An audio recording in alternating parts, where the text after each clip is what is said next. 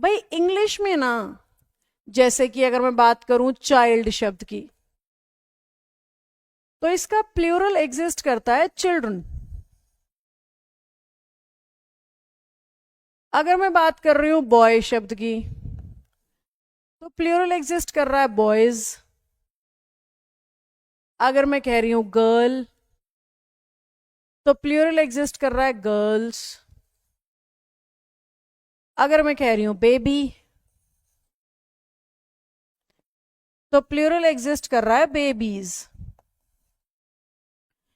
और अगर मैं कह रही हूं मेन, तो प्लूरल एग्जिस्ट कर रहा है मेन। अगर मैं कह रही हूं विमेन, तो प्लूरल एग्जिस्ट कर रहा है विमेन। अब मैं कहना क्या चाहती हूं, मैं आपको ये कह रही हूं लेफ्ट में जो नाउन है ना वो सिंगुलर है, और राइट में मैंने इन्हीं का प्लूरल लिखा है। लेफ्ट वाले जो नाउन है नोटिस करिए वो सिंगुलर है, और राइट वाले जो नाउन है बच्चों नोटिस करिए वो प्लूरल है। अब हमारा नियम कहता है इंग्लिश में जब भी आप प्लूरल नाउन यूज करते हो, इंग्लिश में जब भी आप प्लूरल नाउन यूज करते हो, तो प्लूरल नाउन के केस में ना दो सिचुएशन बनती हैं। एक सिचुएशन तो ये बनती है कि वो एस से खत्म होता है, एंडिंग विद एस। और एक ऐसा नाउन होता है जो एंडिंग विद एस नहीं होता, means not ending with s. Plural तो है but not ending with s. आप देखो मेरे एग्जाम्पल्स में जो एंडिंग विद एस है उन्हें मैं पिंक करती हूं। एस से खत्म हो रहा है प्लूरल, एस से खत्म हो रहा है, एस से खत्म हो रहा है। अब जो प्लूरल एस से खत्म नहीं हो रहे उन्हें मैं ग्रीन कर रही हूं। प्लूरल है पर एस से खत्म नहीं हो रहा, प्लूरल है पर एस से खत्म नहीं हो रहा, प्लूरल है पर एस से खत्म नहीं हो रहा। तो हमारा नियम क्या बना अल्टीमेटली? हमारा नियम कह रहा है जी अगर इंग्लिश में प्लूरल नाउन आए, यानी सिंगुलर पे रूल नहीं लग रहा, सिर्फ कब ध्यान रखनी है ये बात, जब नाउन को प्लूरल फॉर्म में यूज कर रहे हो।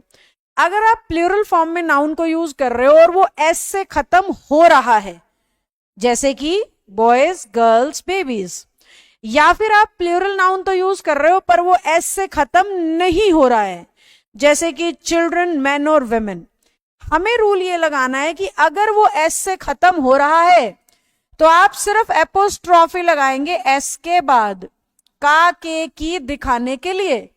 और अगर वो एस से खत्म हो ही नहीं रहा तो हम एपोस्ट्रॉफी और एस दोनों लगाएंगे का के की के लिए।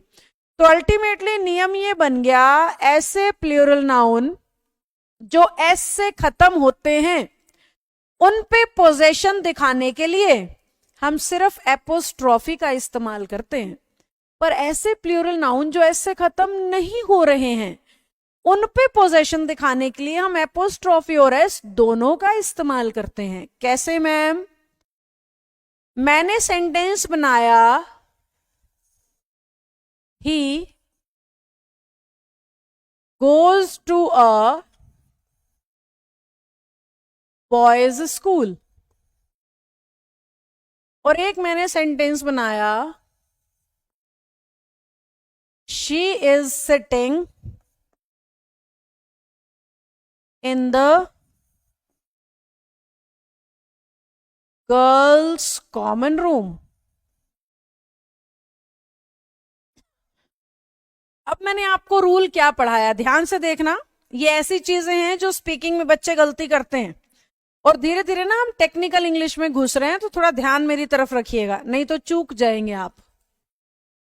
अब यहां मैं कहना चाह रही हूं लड़कों का स्कूल, क्योंकि स्कूल एक लड़के का तो होता नहीं है, जबकि मैंने स्कूल दिखा एक ही लड़के का रखा है। देखो सिंगुलर बॉय पे एपोस्ट्रोफी एस लगा रही हूं मैं, जबकि स्कूल किसका है? लड़कों का, लड़कों, तो बॉय का प्लूरल होना चाहिए।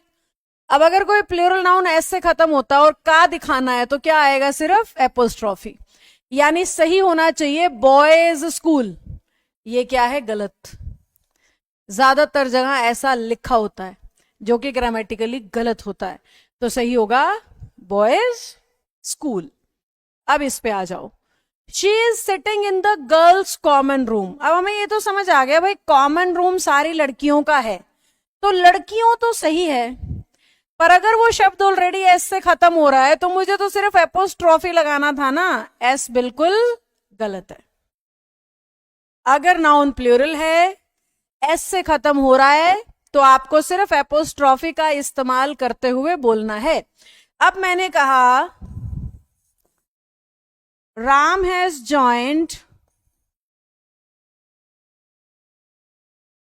अ मेंस क्लब।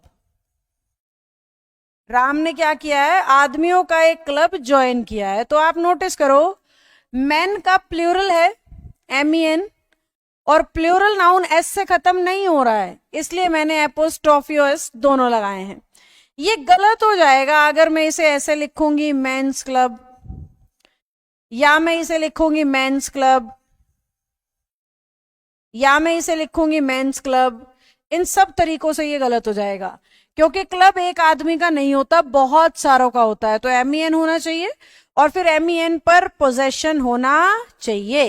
ये जो नीचे 3 मैंने लिखे हैं, ये गलत तरीके से लोग लिखते भी हैं और बोलते भी हैं, जबकि सही कौन सा है, ऊपर वाला MEN एपोस्ट्रॉफी S।